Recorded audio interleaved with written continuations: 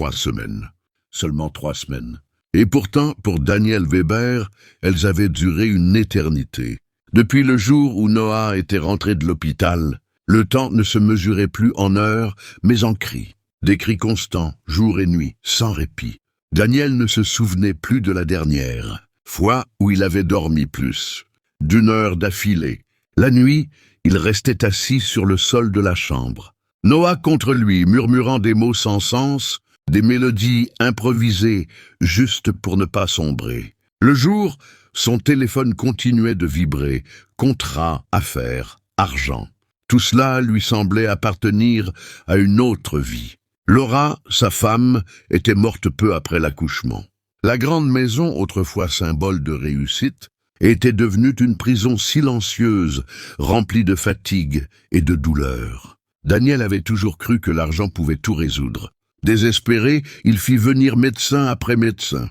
Reflux, allergie, colique, examen, analyse, machine. 15 médecins, 15 certitudes. Aucun résultat. Noah continuait de pleurer.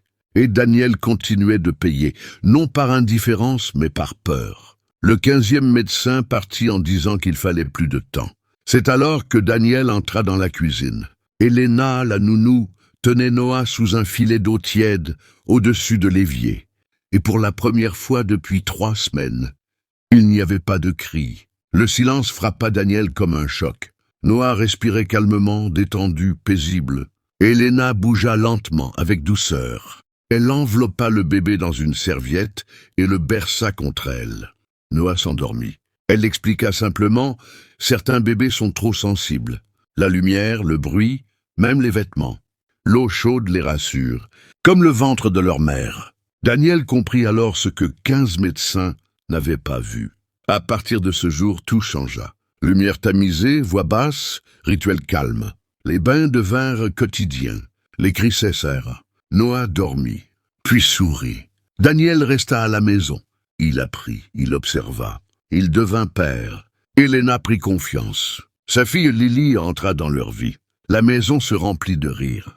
Les années passèrent. Noah grandit, heureux. Un jour, Daniel regarda ses enfants jouer et comprit enfin. La famille n'est pas seulement là où l'on est. La famille est là où l'on appartient.